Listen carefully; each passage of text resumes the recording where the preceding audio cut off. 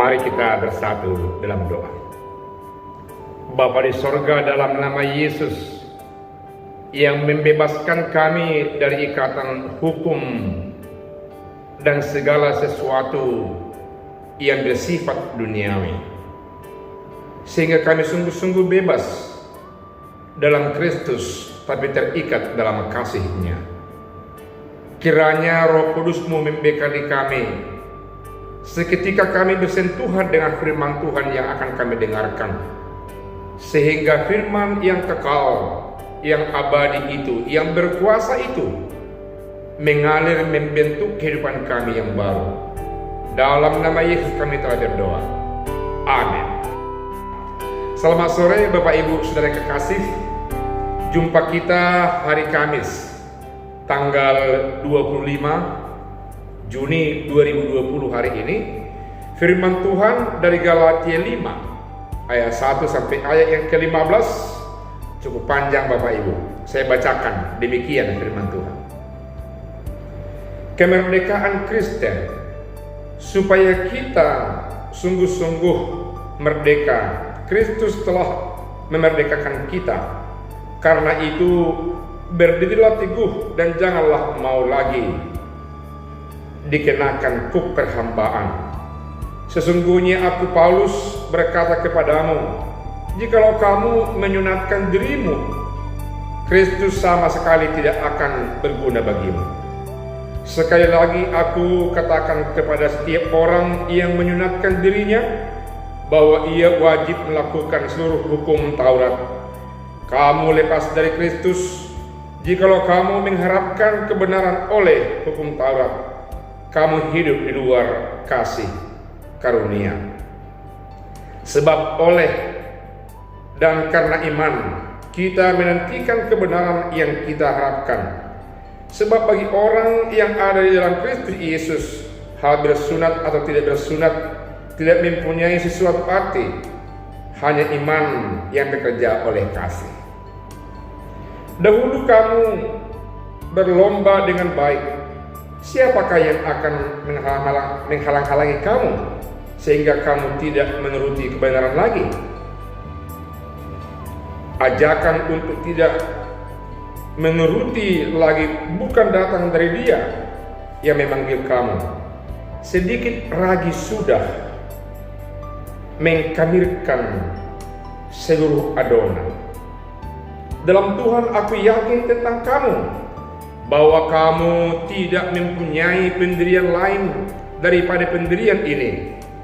Tetapi barang siapa yang mengacaukan kamu, ia akan menanggung hukumannya, siapapun juga dia.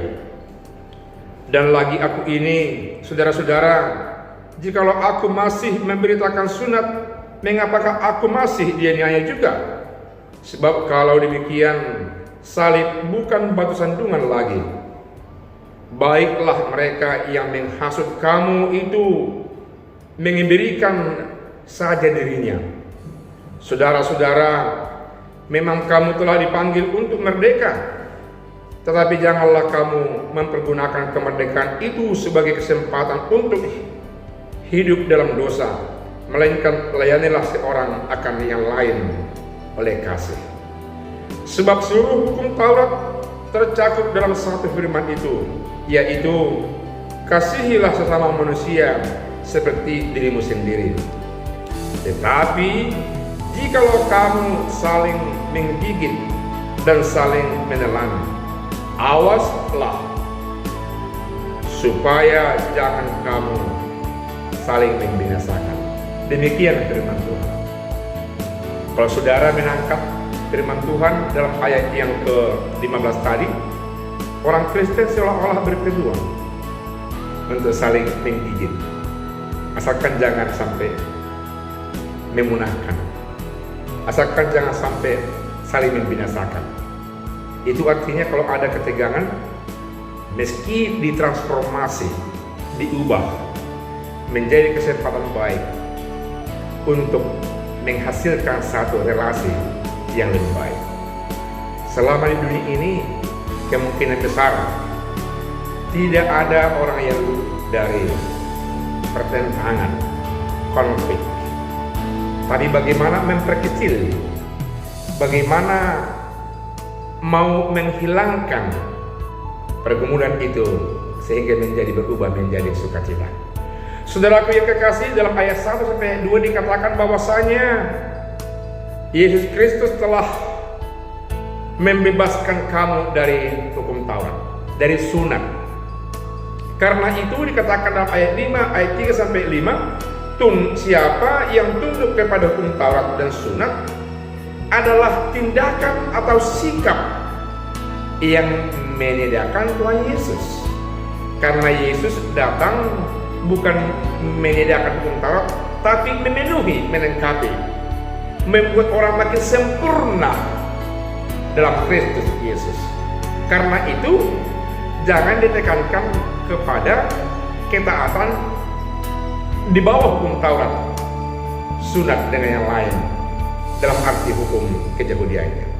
Dalam ayat yang ke-6 sampai ayat 10 dikatakan, siapa yang mengacaukan kamu, yang selalu menekankan hukum Taurat dan sunat itu, yang selalu menekankan hukum Yahudi itu, dikatakan firman Tuhan bahwasanya kamu sama seperti yang mengkamirkan ragi dalam adonan, yang mencampur adukan ragi sehingga mempengaruhi tepung dan yang lain-lain yang berada dalam adonan.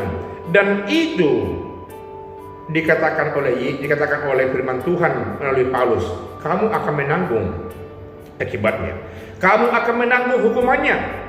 Umat yang ada di sekitar jemaat yang ada di Galatia begitu baik, mengapa kamu harus ada yang mengacau balaukan pikiran mereka? Mengapa kamu mengkamirkan ragi sehingga mereka menjadi berubah padahal mereka sudah baik? Mengapa kamu harus terus-menerus tegang dan selalu mau memaksakan tuntutan hukum Taurat? Siapa yang membuat kekacauan pemahaman iman itu akan menanggung hukuman yang dari Allah.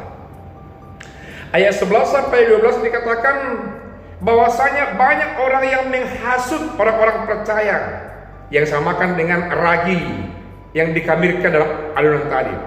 Banyak orang yang sungguh-sungguh mencari trik untuk mempengaruhi cara berpikir orang beriman supaya berubah meninggalkan Kristus Tuhan mereka dan tetap berpegang kepada hukum Taurat, satu kelepasan, satu pembenaran dalam hidup mereka. Dan ini diproklamirkan oleh firman Tuhan melalui Rasul Paulus supaya mereka meninggalkan pemahaman itu dan melihat Yesus sebagai kesempurnaan dari tuntutan-tuntutan aturan yang berada dalam hidup mereka. Kita sebagai orang Kristen yang berlatar belakang budaya, apakah budaya Batak, budaya Ambon, budaya Papua, budaya NTT, yang sering menjadi di depan menggugat cinta kasih, yang seolah-olah mengutamakan nuansa adat, etika adat, ajaran adat, dan meninggalkan cinta kasih. Dikritik oleh firman Tuhan supaya kita mengutamakan cinta kasih yang dari Kristus dan jangan mau dibebani oleh aturan-aturan yang tidak memperlihatkan nilai cinta kasih di tengah-tengah sesama kita. Yang terakhir dikatakan firman Tuhan dalam ayat yang ke-13 sampai 15. Tetapi jika kamu bebas, merdeka dalam Kristus, bukan berarti kebebasan kemerdekaanmu itu menjadi kesempatan untuk berbuat dosa. Karena banyak juga orang memahami ketika itu, karena sudah ada Yesus Kristus diberikan Allah membebaskan kita dari dosa, seolah-olah daging ini bebas untuk berbuat dosa. Yang telah diamankan oleh Roh Tuhan melalui Yesus adalah kehidupan rohani kita sampai di sorga.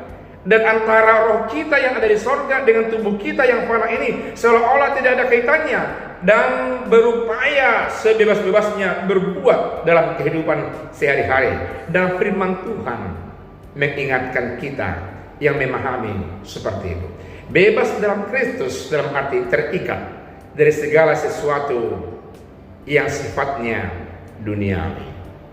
Bebas dalam Kristus berarti bebas dalam cinta kasih dan tidak menyentuh hal-hal yang bersifat dengan dosa-dosa. Saudaraku yang kekasih, dikatakan firman Tuhan dalam ayat yang ke-14 dan ayat ke-15, kasihilah sesamamu manusia seperti dirimu sendiri.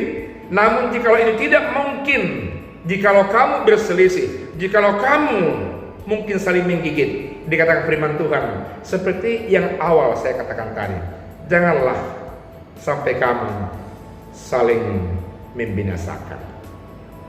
Biarlah firman Tuhan ini mengingatkan kita supaya terus memelihara gerakan cinta kasih di antara sesama tanpa membedakan suku, ras, agama, budaya, golongan, ataupun yang lain-lainnya. Biarlah firman Tuhan ini senantiasa menguatkan saudara untuk melakukan yang terbaik buat sesama manusia, supaya cinta kasih yang dari Allah nyata dalam kehidupan kita. Amin. Kita berdoa. Terima kasih Tuhan atas firman yang mengingatkan kami agar kami berhati-hati terhadap ajaran-ajaran yang bisa mempengaruhi pikiran kami, bagaikan ragi yang mengkamirkan adonan, yang mengacau balaukan kehidupan iman percaya kami di tengah-tengah dunia ini. Biarlah Roh Kudus-Mu senantiasa yang memperkokoh iman percaya kami, sehingga kami mampu untuk mempraktekkan cinta kasih-Mu, mengasihi sesama manusia. Dan jikalau kami menghadapi benturan, kiranya Roh Kudus-Mu mengingatkan kami agar kami jangan sampai memusnahkan di antara sesama kami. Dalam nama Yesus kami telah berdoa. Amin.